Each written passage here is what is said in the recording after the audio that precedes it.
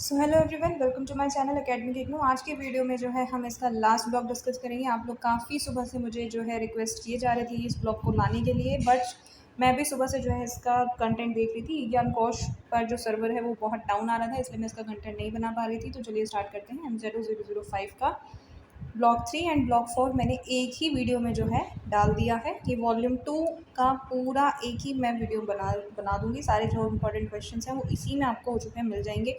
और जैसा कि मैं हर बार बोलती हूँ, वीडियो स्किप करके मत जाइएगा। इसमें आपको जो है काफ़ी इंपॉर्टेंट क्वेश्चंस मिलने वाले हैं, जैसे कि आरएनए इंटरफेरेंस और ब्लॉटिंग से रिलेटेड जितनी भी ब्लॉटिंग है, जैसे western blotting, northern blotting, southern blotting, वो हमने हालांकि पहले भी किया हुआ है। एडमन सीक्वेंसिंग पे एक डिटेल्ड क्वेश्चन आपको मिलेगा। ह्यूमन जीनोम सीक्वेंसिंग और ह्यूमन जीनोम प्रोजेक्ट पे लास्ट ईयर भी एक क्वेश्चन आ चुका है, वो भी हम इसमें देखेंगे। तो ये वीडियो भी जो है काफ़ी इंपॉर्टेंट होने वाला है और काफ़ी इंपॉर्टेंट क्वेश्चन इससे भी आपको पेपर में देखने को मिलेंगे। सो लेट्स स्टार्ट। 25 क्वेश्चन हम ऑलरेडी डिस्कस कर चुके हैं ब्लॉक 1 और 2 के। अब 26 क्वेश्चन से हम स्टार्ट करते हैं। Discuss the techniques of western blotting for detecting any specific protein in a sample. हमें जो है ना वेस्टर्न ब्लॉटिंग की टेक्निक्स पूछी हुई हैं कि हम क्या क्या टेक्निक यूज़ करते हैं वेस्टर्न ब्लॉटिंग में, और हमें जो है ना इसकी एफिशिएंसी क्या होती है इस ब्लॉटिंग की, वो भी जो है हमें बताना है। सो आपको क्वेश्चन समझ में आ गया होगा। ये PYQ है। हालांकि PYQ में जो है सिर्फ वेस्टर्न ब्लॉटिंग के बारे में और एफिशिएंसी के बारे में जो है पूछा था, ये टेक्निक्स नहीं पूछी थी, I think. So let's start. Western blotting also referred to a protein blotting और इम्यूनो ब्लॉटिंग। इसको आप इम्यूनो ब्लॉटिंग के नाम से भी जानते हैं। It is a powerful tool for detecting low abundance protein. ये लो अबंडेंस प्रोटीन को डिटेक्ट करने के लिए बहुत पावरफुल टूल है। It involves separation of protein using the electrophoresis after which they are transfer to the nitrocellulosic membrane. ध्यान रखिएगा, उससे ये भी पूछ लेंगे कि क्वेश्चन में कि what are the membranes used in this. So nitrocellulosic membrane होती है, नाइलॉन मेम्ब्रेन होती है, और भी हमारी एक तो मेम्ब्रेन है, आगे आप देखते हैं। ये यूज़ की जाती है for accurate detection of target protein by the enzyme conjugated antibodies. So ये तो हमने इस टेक्निक के बारे में थोड़ा सा इंट्रोडक्शन वाले पार्ट में बता दिया। Now let's move to the methods. कौन से हम इसमें जो है इसके मेथड क्या होते हैं वो देखते हैं एक बार। This technique is used for the detection of small quantities of particular protein in the presence of other protein, such as pathogenic viral protein in the human blood. हम क्या करते हैं इसमें स्मॉल क्वांटिटी में प्रोटीन का detection करते हैं in the presence of other proteins such as pathogenic viral protein. So a protein sample is resolved by a, हम इसमें क्या करते हैं, जो सोडियम डोडेकाइल सल्फेट पॉलीएक्रिलामाइड का जो सॉल्यूशन होता है उसको लेकर के इसको क्या करते हैं, उसके साथ ट्रीट कराते हैं और फिर इसका जो है जेल इलेक्ट्रोपोरेसिस प्रोसेस करते हैं। इस प्रोसेस को बोला जाता है SDS पेज। ठीक है। So blotting techniques transfer the resolve proteins on the gel to the surface of a polymer sheet. और इसके बाद हम क्या कर देते हैं, उसको जेल के ऊपर ट्रांसफर कर देते हैं of the polymer sheet. N antibody that is specific for the protein, और जो एंटीबॉडी स्पेसिफिक होगी उस प्रोटीन के लिए जो हमने यूज़ किया हुआ है, मतलब टेस्टिंग के लिए, कंपैरिजन के लिए दूसरे वाला, उसके साथ वो है क्या बना देगी, एक कॉम्प्लेक्स बना देगी। ठीक है, क्योंकि एंटीबॉडी और एंटीजन क्या बनाते हैं, रिएक्शन करके कॉम्प्लेक्स बनाते हैं। तो एंटीजन एंटीबॉडी जो है कॉम्प्लेक्स हमारा बन जाएगा। फिर एंटीजन एंटीबॉडी कॉम्प्लेक्स को हम क्या करेंगे, मेम्ब्रेन पर डालकर उसको क्या करेंगे, डिटेक्ट करेंगे by rinsing the membrane by secondary antibody. ठीक है, ये हमारा जो है यहाँ तक का प्रोसेस अभी आपको आई थिंक क्लियर हो रहा होगा, जो मैंने भी पढ़ाया है अभी तक। उसके बाद क्या करेंगे, इसको विजुअलाइज करने के लिए यानी कि देखने के लिए हम क्या करेंगे, इसको सबस्ट्रेट के साथ जो है फिर से, जो सबस्ट्रेट हमारा है उसको फिर से ट्रीट कराएंगे।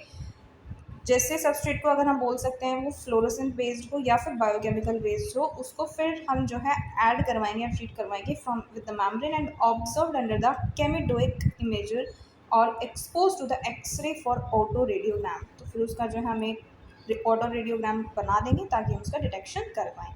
This standard SDS page Western blotting in which one-dimensional separation of polypeptides as per their molecular mass occurs is used extensively by the laboratories to investigate the comparative accumulation of the given protein between the control and experimental conditions. So ये जो है आपको इसका जो है application भी यहाँ पर बता दिया है, SDS पेज का और वेस्टर्न ब्लॉट का। अब इसकी एक बार एफिशिएंसी देख लेते हैं। एफिशिएंसी आपको नाम से समझ में आ रहा होगा, effectiveness of the protein transfer. So ये वही होता है, efficiency refers to the effectiveness of protein transfer from the gel to the membrane which is crucial for accurate detection. जितना ज़्यादा हम जो है अच्छे से ट्रांसफ़र कर पाएंगे उतना ही ज़्यादा हमारे अच्छे रिजल्ट्स होंगे और एक्यूरेट होंगे।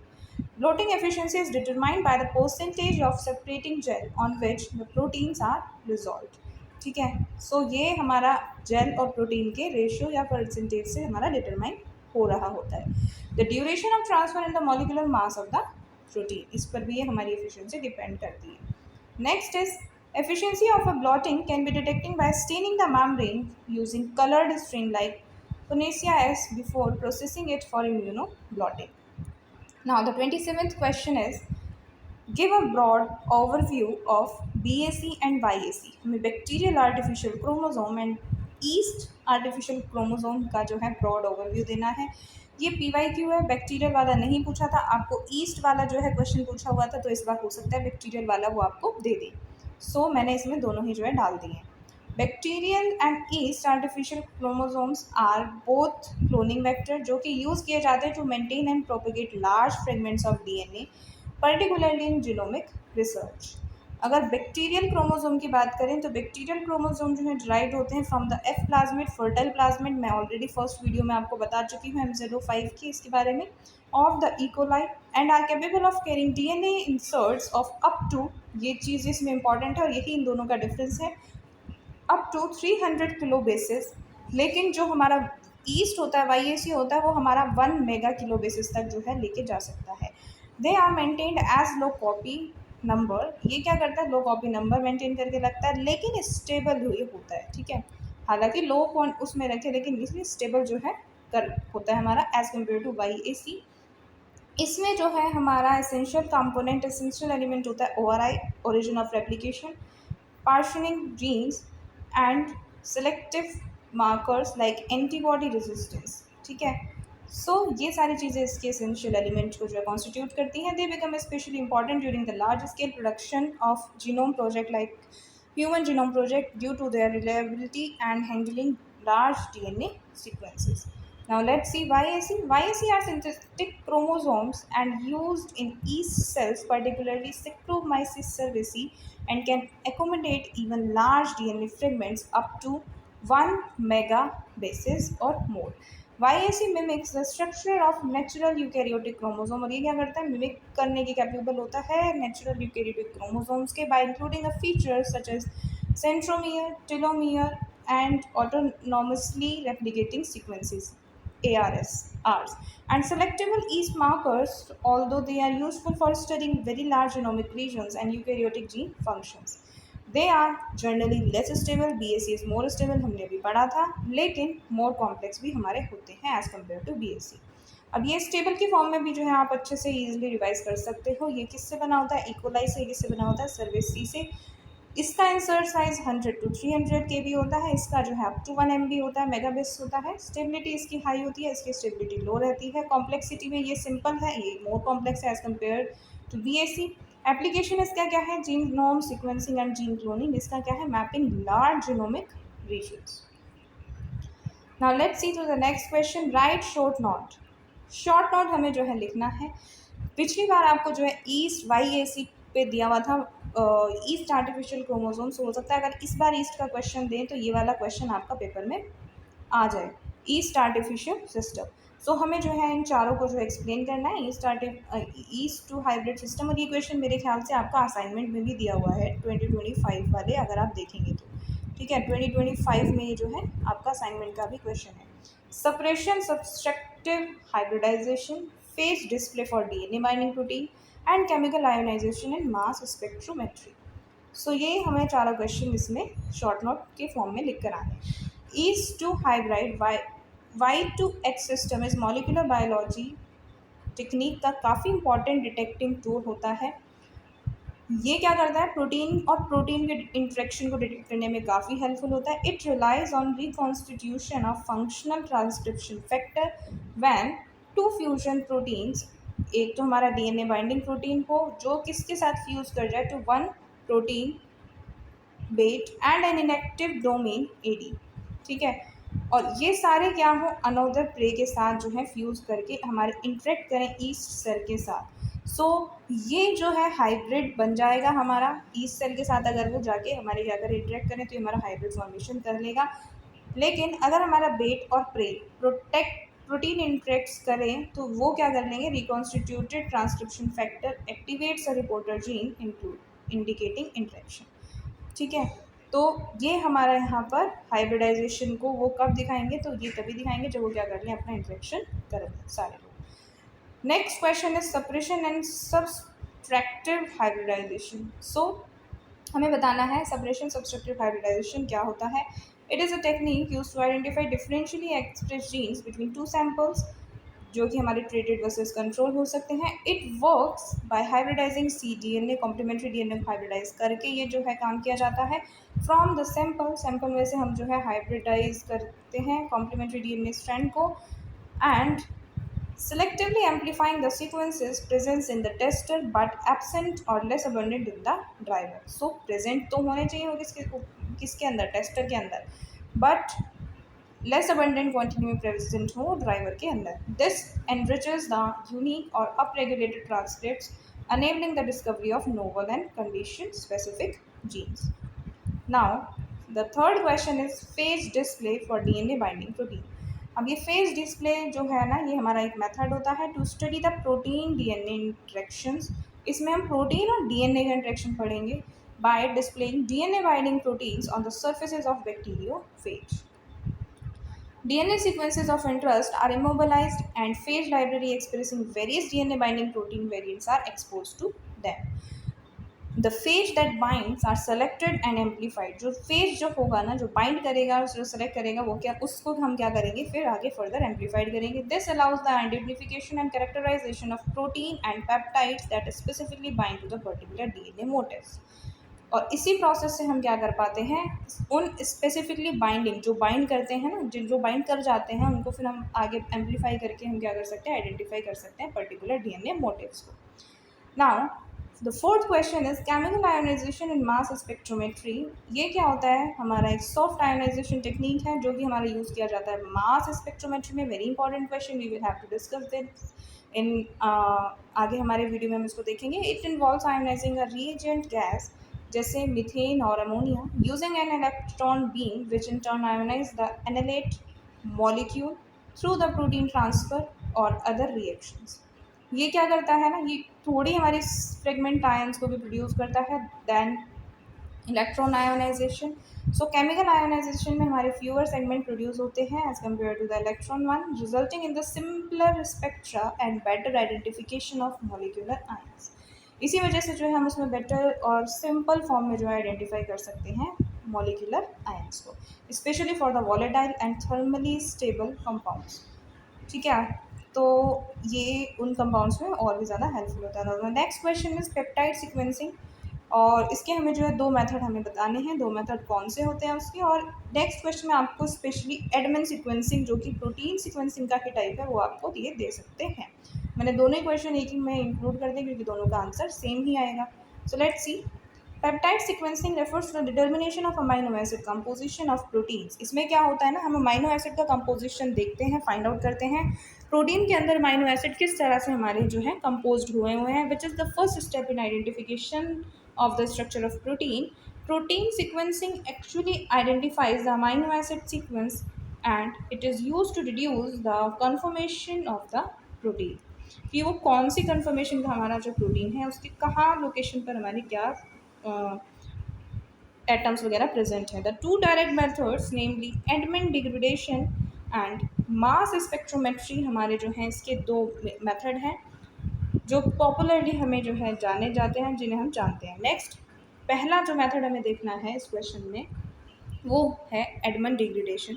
Now let's C, Edmund degradation is the process of purifying proteins by the sequentially removing one residue at a time. इसमें यही चीज़ इंपॉर्टेंट है कि हम क्या करेंगे ना, प्रोटीन्स को प्योरीफाई तो करेंगे by removing one residue at a time. बहुत सारी रेजिड्यू को रिमूव नहीं करेंगे, एक को ही रिमूव करेंगे at a time from amino acid end of the peptide chain to solve the problem of damaging. इससे क्या होता है ना, अगर हम मल्टीपल उनको रिमूव कर देते हैं तो वो प्रोटीन जो होता है वो हमारा डैमेज कर सकता है और वो जो उसका कॉन्फॉर्मेशन है वो चेंज हो सकता है, डिसफॉर्म हो सकता है वो बाय हाइड्रोलाइजिंग कंडीशंस। ठीक है, सो ये हमारा जो है फेर एडमन ने दिया था इसको लेबलिंग और क्लीवेज करने का हमारे पेप्टाइड सीक्वेंस को। Now this was done by, और ये जो हमारा रिमूविंग होता है किसके थ्रू होता है, फिनाइल आइसोसाइनेट, जो आइसोथियोसाइनेट जो एंजाइम होता है, जो कंपाउंड होता है, उसकी हेल्प से हम ये जो है कर पाते हैं, which creates a phenyl thiocarbonyl derivative with N terminal, and N terminal is then cleaved under the harsh less acidic conditions, creating a cyclic compound of phenyl thiohydroxydentoin PTH amino acid. This method can be repeated for rest of the residue. इस method को क्या कर सकते हैं, बाकी बचे हुए residue के साथ भी जो है हम रिपीट कर सकते हैं, और ये जो होता है हाईली यूज़फुल होता है। यहाँ पर से जो है आपके एप्लीकेशन भी स्टार्ट हो रहे हैं। अगर मान लो आपको एप्लीकेशन लिखने के लिए आ जाए इसके, तो आपको जो है आंसर यहाँ से करना है। Edmund degradation is highly useful because it doesn't damage the protein. ये प्रोटीन को डैमेज नहीं करता क्योंकि ये एक बार में एक ही रेजिड्यू को जो है रिमूव करेगा। Allow sequencing in the less time. ठीक है, तो सेकंड एडवांटेज हो गया। When the amino acid at the end terminal is removed the Edmund derivative residue is formed. और ये ही हमारा एडमंड डेरिवेटिव क्या होता है, पीटीएस डेरिवेटिव ही क्या होता है, हमारा फिनाइल थियोहाइड्रोजन जो डेरिवेटिव होता है वो सेपरेट हमारा किया जाता है फिर HPLC high performance liquid chromatography के प्रोसेस से, and then defined by the order and elution sites. Now इसके कुछ डिसएडवांटेजेस भी हैं, तभी तो हम जो है दूसरा मेथड पढ़ रहे हैं, वरना यही तो बेस्ट होता। अब इसके डिसएडवांटेजेस क्या हैं हमारे, इसके डिसएडवांटेजेस ये हैं, the protein is chemically modified. अगर प्रोटीन को केमिकली मॉडिफाइड कर दें तो हमारी एडमंड टेक्निक जो है वो काम नहीं करेगी ठीक से। और क्यों, क्योंकि जो उसका एंड टर्मिनस है वही हमारा डिसफॉर्म हो जाएगा। तो पहला तो डिसएडवांटेज इसका ये हो गया। It doesn't affect the reliable, ये जो है ना हमें रिलायबल जो रिजल्ट होते हैं वो ऑफर नहीं करती हैं of all amino acid in one step. So we have to perform this activity in multiple steps. Therefore detectable results के लिए हमें क्या करने पड़ते हैं, मल्टीपल प्रोसेस और स्टेप्स करने पड़ते हैं। इन्हीं सारी चीज़ों को अवॉइड करने के लिए हमने क्या करा, मास स्पेक्ट्रोमेट्री को इंट्रोड्यूस करवा दिया at the times for use peptide sequencing. Now the mass spectrometry is established technique for analysis of macromolecules owing to low volatility of proteins। ठीक है, this technique was not use for exploring protein. इसको explore करने के लिए use नहीं करते हैं, इसको हम किसके लिए यूज़ करते हैं, एनालिसिस के लिए यूज़ करते हैं। This problem has technique for proteome analysis been overcome by disposing the protein into gas phase. उसके लिए बाद में हमारा जो है प्रोटीन एनालिसिस की जो टेक्निक है वो आई है, जैसे कि हमारा कुछ मेथड एक आगे हमें पढ़ना है, multi matrix assisted laser desorption ionization and electrospectrometry, वो हम जो है इसमें यूज़ करते हैं for exploring them. When they are use together it is called multi. और जब ये दोनों प्रोसेसेस हमारे जो है एक साथ यूज़ किए जाते हैं तो हम उनको जो है मल्टी स्पेक्ट्रोमेट्री बोलते हैं।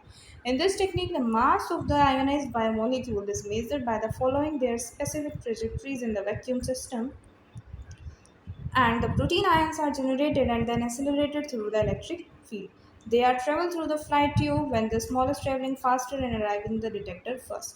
Thus, the time of the flight, जो उनके आने का जो टाइम होता है ट्रेजेक्ट्री का, in an electric field is measure of the mass और the mass charge रेशियो। सो ये हमारा जो है यहाँ पर इम्पॉर्टेंट हो जाता है कि किस पे डिपेंड करता है, और अलग अलग बायोमोलिक्यूल्स का जो है ये हमारा हम एनालिसिस इसी उस पर करते हैं। ठीक है, सो ये पिको मॉलिक्यूल्स और फेम्टो मॉलिक्यूल्स जो हैं इनकी यूनिट के बेस पे जो है मॉलिक्यूल्स के नाम दिए हुए हैं, और कुछ भी नहीं है।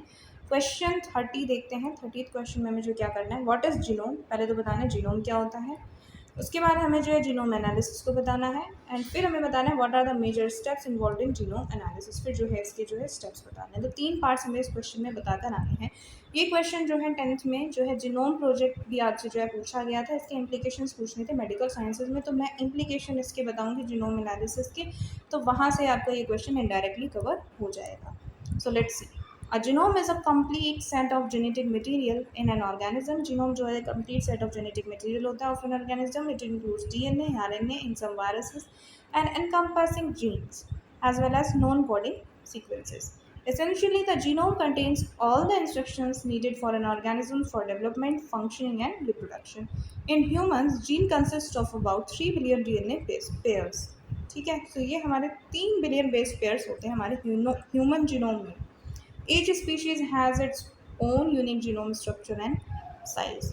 सो जीनोम एनालिसिस क्या होगा? अब इस जीनोम को एनालाइज करने के प्रोसेस को हम जीनोम एनालिसिस बोल देंगे। Refers to the comprehensive study of the structure, function, evolution and mapping of genome. It involves the use of various techniques, bioinformatic tools to interpret the genetic information encoded within the genome. ये जो है ये हमारा काफ़ी helpful होता है किन किन चीज़ों में? To understand the genetic disease, discover evolutionary relationship, identify the gene responsible for the traits and develop target therapies. ये काफ़ी इंपॉर्टेंट है क्योंकि हम क्या कर रहे हैं, टारगेटेड थेरेपी या फिर टारगेटेड मेडिसिन का जो एप्लीकेशन है उस पर काफ़ी रिसर्च चल रहे हैं। तो ये काफ़ी जो है इंपॉर्टेंट है इसका application. Major steps in genome analysis क्या होते हैं? Can vary depending on the purpose, यानी कि हम मेडिकल के लिए कर रहे हैं, एग्रीकल्चर एडवांसेस के लिए कर रहे हैं या फिर इवोल्यूशनरी स्टडीज़ के लिए कर रहे हैं, तो उस पर जो स्टेप्स हम वेरी कर सकते हैं, but generally include the following steps. पहला हमारा जो स्टेप होगा वो होगा सैंपल कलेक्शन का, कि भाई सैंपल कलेक्ट कर लो और डीएनए को एक्सट्रैक्ट कर लो जिसको तुम्हें स्टडी करना है। Second step is of DNA sequencing. ये जो है फॉलोइंग टेक्निक से हो सकता है, या तो हम नेक्स्ट जनरेशन सीक्वेंसिंग कर लें या फिर पूरा का पूरा जीनोम सीक्वेंसिंग कर लें, या फिर सिर्फ कोडिंग वाले जो रीजन्स हैं उनको हम कर लें कॉपी, जो भी करना है हमें। ये जो तीनों चीज़ें हैं ये मैं आपको लास्ट वीडियो में ब्लॉक 2 में कवर करवा चुकी हूँ। इनमें से जो है एक क्वेश्चन ज़रूर आएगा, सो प्रिपेयर दैम। ये जो है इंपॉर्टेंट है आपके एग्जाम पॉइंट ऑफ व्यू से। नाउ थर्ड स्टेप हमारा होगा सीक्वेंस असेंबली। सीक्वेंस असेंबली में हम क्या करेंगे? Raw sequence reads assembled into the longer sequences, context and scaffolds in reference based assembly reads the align to the non reference genome. हम क्या करेंगे? रेफरेंस जीनोम के अकॉर्डिंग उसको क्या करेंगे? सीक्वेंसली अलाइन कर लेंगे, असेंबल कर लेंगे। थर्ड स्टेप में हम क्या करेंगे? उसके एनोटेशंस आइडेंटिफाई करेंगे, बेसिकली उसको लेबल कर देंगे उन जीन्स को और उनके अदर इंपॉर्टेंट फीचर्स को, जो भी वो हमें शो करेंगे। आइडेंटिफिकेशन हम इस स्टेप में जो है करते हैं, ठीक है। इसमें से हम क्या फाइंड आउट कर लेंगे? जो हमारा लेबल प्रॉब होगा उसके अकॉर्डिंग कोडिंग जीन्स जो हैं वो, और रेगुलेटरी एलिमेंट्स जो हमारे हो रहे होंगे उसको हम करेंगे। टूल्स इसमें इन्वॉल्व होते हैं एनसेम्बल, NCBI और GATK एट्सेट्रा। अब जब सारी इन्फॉर्मेशन हम कलेक्ट कर लेंगे उसके बाद हम कंपैरेटिव स्टडी करेंगे, कंपैरेटिव जीनोमिक्स और वेरिएंट एनालिसिस करेंगे कि अगर कोई हमें जो है चेंज आएगा तो उसका स्टडी करेंगे, फिर वेरिएंट का, और कंपैरेटिव जीनोमिक्स स्टडी हम इस स्टेप में कर रहे होंगे। फाइंडिंग हम इसमें करते हैं म्यूटेशंस की। अगर वेरिएंट का केस है तो म्यूटेशन फाइंड आउट करेंगे, और सिंगल न्यूक्लियोटाइड पॉलीमरेज्म अगर हमारा हो रहा है पॉलीमॉर्फिज्म के केस में तो उसको स्टडी करेंगे। और उसको स्टडी करने के बाद अगर कोई म्यूटेंट आया है तो उसका फंक्शनल एनालिसिस, कि क्या उसमें चेंजेस हैं, उसका क्या जीन प्रोफाइलिंग है, फिर जेनेटिक स्टडीज़, वो सारी चीज़ें करके, और लास्ट स्टेप हमारा हो जाएगा डाटा इंटरप्रिटेशन। जो फाइंडिंग आएंगी उन डाटा को हम क्या करेंगे? कोट कर देंगे, और रिसर्च में जो भी हमारा है उसमें हम लिख देंगे कि इसका क्या इंटरप्रिटेशन हमारा हो सकता है अंडर द जीनोम ब्राउज़र। ये आपको इंपॉर्टेंट जीनोम ब्राउज़र यहाँ पे दिख रहे हैं। एप्लीकेशन इसके क्या क्या है? जीनोम एनालिसिस का काफ़ी एनालिसिस जो है इंपॉर्टेंट है। मेडिसिन में हम इसमें जो है ट्रीट कर सकते हैं कैंसर जीनोम्स को स्टडी करके, कैंसर पेशेंट्स को, रेयर डिजीज़ को हम जो है ट्रीट कर सकते हैं। एग्रीकल्चर में इंपॉर्टेंस है इसका, इवोल्यूशनरी बायोलॉजी में इंपॉर्टेंस है, और फॉरेंसिक साइंस में भी काफ़ी इसका यूज़ होता है। Now let's move to the 31 question. इसमें हमें बोला हुआ है एक्सप्लेन द 2DE। 2DE मतलब टू डायमेंशनल इलेक्ट्रोफोरेसिस जो है हमें एक्सप्लेन करना है। What are the limitations and advantages of it? So ये क्वेश्चन भी इंपॉर्टेंट है, और शायद ये भी आपका जो है PYQ है, इलेक्ट्रोफोरेसिस पे भी जो है क्वेश्चन आपका आया हुआ है। सो let's C. Gel-based proteomics has become up with the most versatile method for fractionating the complex protein mixtures. Among the various methods the concerning in proteins is 2D has been recognized as the most popular approach for the simultaneous fractionation, identification and quantification of proteins when coupled to the mass spectrometric based identification and other immunological tests. ये हमारा जो है jail proteomics वाले जो branch है हमारी उसमें काफ़ी पॉपुलर है 2DE, टू डायमेंशनल इलेक्ट्रोफोरेसिस।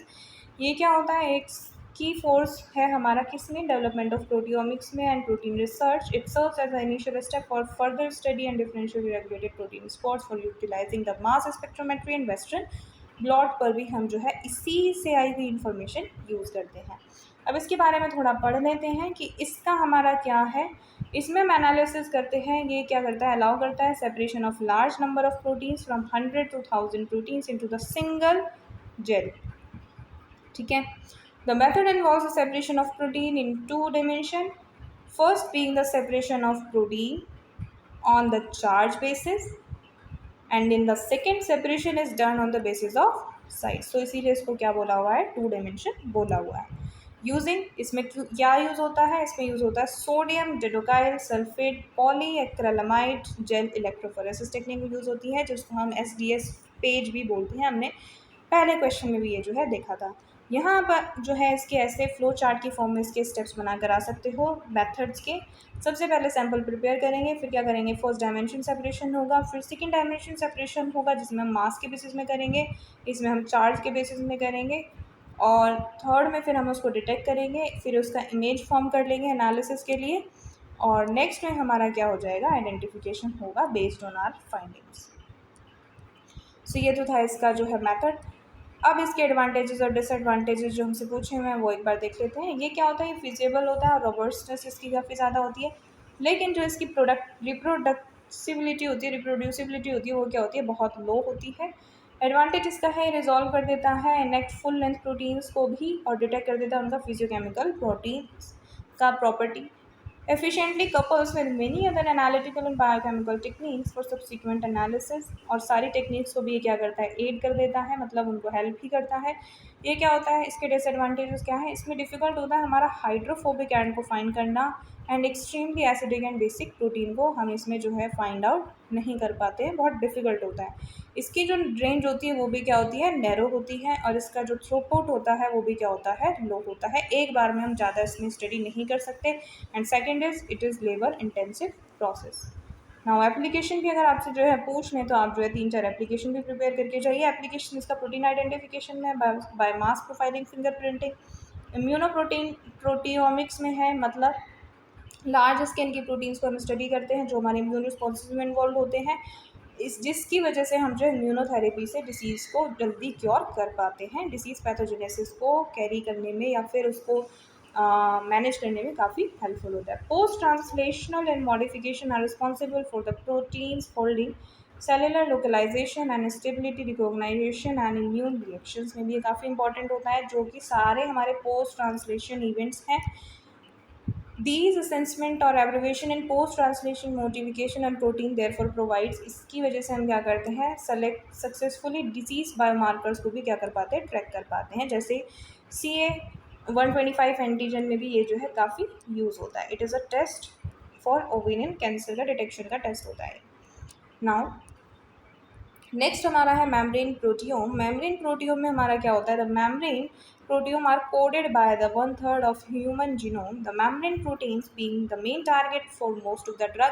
क्योंकि जो सारी ड्रग होती है वो भी मेम्ब्रेन से जाके तो कॉन्टैक्ट करेंगी किसी के भी, तो मेम्ब्रेन से कॉन्टैक्ट करने के बाद ही उनका जो टारगेट जो है वो स्टार्ट होता है, तो इसलिए ये उसमें भी जो है काफ़ी इंपॉर्टेंट हो सकता है मेम्ब्रेन प्रोटियोम में भी, for exploration of drug efficiency and novel targets for the drug. तो इसके सारे एक्सप्लेनेशंस थे। Now let's move to the next question. Next question में हमसे पूछा हुआ है जीन नॉकआउट इन ईस्ट। अब ये जीन नॉकआउट क्या होता है, एक हमें नॉकआउट पढ़ना है, एक नॉक इन पढ़ना है। मैंने दोनों ही इसमें जो है एक्सप्लेन आपको किए हुए हैं ताकि आपको एक आइडिया रफली हो जाए।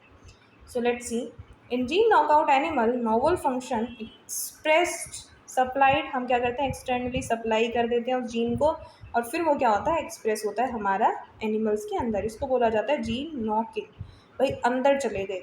नॉक आउट मतलब बाहर। तो नॉकआउट में हम क्या करते हैं, कोई भी नॉवल जीन का, नेटिव जीन को क्या कर देंगे, डिलीट कर देंगे और सप्रेस करवा देंगे एक्सपेरिमेंटली, और ये क्या होगा, फिर उसका फिनोटिपिक चेंजेस हमारे क्या कर देगा, कॉज कर देगा। सो एक जीन नॉक इन में हमारा क्या होता है, हम जीन को अंदर जाके एक्सप्रेस करवाते हैं, और नॉकआउट में क्या होता है, उसको डिलीट करवा के उसका फंक्शन रुकवाते हैं या फिर ख़त्म करवा देते हैं।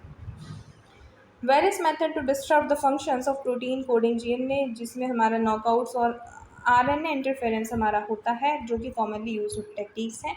In yeast the gene function can be deactivated using polymerase chain reaction के थ्रू, हम जो है ईस्ट में जो है ये रिएक्शन को डीएक्टिवेट करा सकते हैं, जिसमें हमारा PCR primers are design based on the known genome sequence to create the artificial linear DNA deletion module and containing the gene sequence flagged by the selectable markers such as kanamycin marker for resistance to specific chemical G418। So ये हम इसमें जो है use करते हैं। Can marker क्या करता है, मेजर पोर्शन को रिप्लेस कर देता है हमारे जीन के, जो हमें रिमूव करवाना है, और उस जीन को क्या कर देता है, अनेबल करवा देता है, मतलब उसको रोक देता है अपना प्रोड्यूस करने से। क्या? प्रोटीन। जब प्रोटीन ही प्रोड्यूस नहीं होगा तो एक्सप्रेस नहीं कर पाएगा, simple. When this linear DNA is introduced into the yeast colonies, resistant to G418 are chosen. Unlike the previously mentioned plasmids, this linear DNA fragment cannot replicate in the host cell due to the absence of origin of ORI. Through a process known as homologous recombination, the linear plasmid integrates into the yeast chromosome. इस वजह से हमारा जो knockout होता है वो क्या हो जाता है, सक्सेसफुल हो जाता है, और जीन ऑफ इंटरेस्ट में वो अपना असर दिखाना क्या कर देता है, बंद कर देता है। Now next is gene knock इन। अब इस नॉक इन में हम क्या कर रहे हैं, कोई भी फंक्शन को इंट्रोड्यूस कराना in the transgenic animals. Knock in model method में क्या होगा, ट्रांसजेनिक जीन टारगेट को हम इंट्रोड्यूस करवाएंगे, किस में, टू नॉक इन ऑर्गेनिज्म में, which are organisms with specific gene mutation introduce. इसमें इंट्रोड्यूस कर रहे हैं, खुद नहीं हुए हैं, वो इंट्रोड्यूस करवाएं, that is knock in.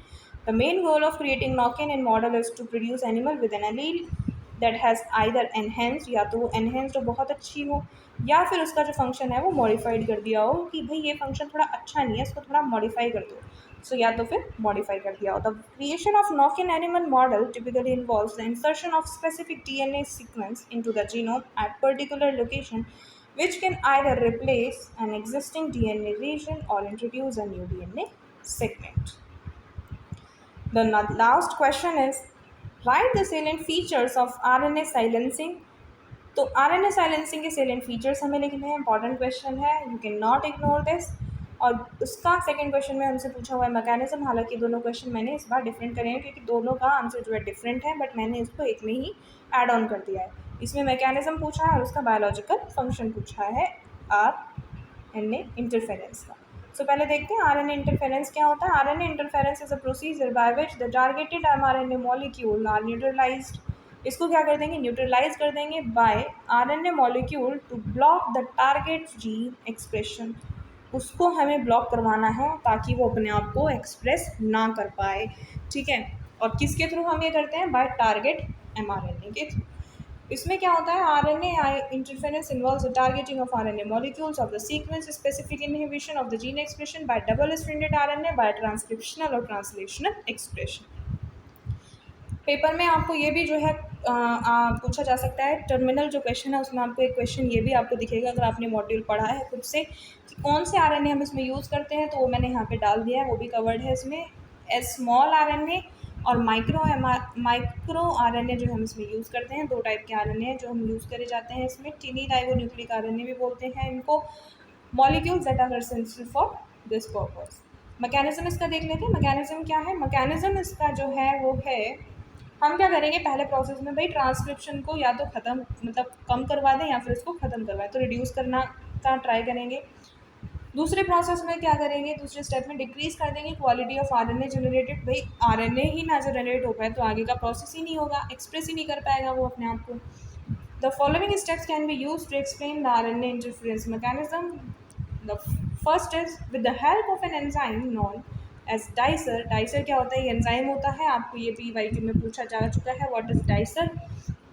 So dicer is a long double stranded RNA जो कि क्या होता है, कट किया जाता है हमारे मैनेजेबल पीसीज में, कि जिन पीसीज को हम मैनेज कर पाएँ। स्मॉल इंटरफेयरिंग RNA इसी को बोला जाता है, is the name given to these tiny bits, ठीक है।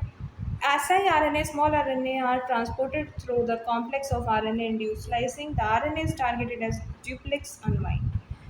नेक्स्ट फिर हम क्या करेंगे, one of the strand of double stranded RNA is deleted. उसके बाद क्या होगा, कोई भी एक स्ट्रैंड जो है वो डिलीट हो जाएगी when the small RNA binds to the aggregate protein which promotes the RNA breakdown and prevent translation.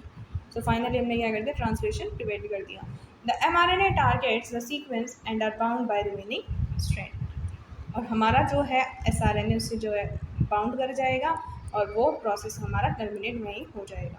To control the target sequence, the aggregate protein either cleaves the mRNA or enlists the help of other agents. या तो खुद उसके साथ cleave करवा दे उसको, या फिर किसी और एजेंट को भी मदद के लिए बोला है मेरी मदद कर दो। Next is application of RNA interference. RNA interference के कुछ हमारे एप्लीकेशन भी है, जैसे हम इसको नॉकडाउन में यूज़ किया जाता है, जीन नॉकडाउन में। अभी आप पढ़कर आए हो जीन नॉकडाउन क्या होता है। नेक्स्ट हमारा मेडिकेशन में यूज़ किया जाता है, मान लो किसी को हमें शट डाउन करना है किसी जीन को, तो हम उसमें भी ये जो है यूज़ करते हैं to shut down the gene, और ये काफ़ी इफेक्टिव होता है। Demonstrated by randomized control clinical trials. Delivery mechanism of RNA interference is to achieve its therapeutic potential. ये काफ़ी एफिशिएंट भी होता है हमारा to deliver the cells a target tissue, मतलब टारगेटेड जो ड्रग्स होती हैं हमारी उनमें भी ये हमारा काफ़ी इंपॉर्टेंट होता है। बायोटेक्नोलॉजी में भी इसका काफ़ी रोल है। ये जो है न्यूमरस डॉक्यूमेंटेड चीज़ें हैं हमारी जिसमें इसका हमने यूज़ किया हुआ है। For example manufacturing of insecticide, crops and food. So this is all in this video. If you like the video, then please press the like icon and subscribe to my channel to get more such interactive videos. Thanks for watching.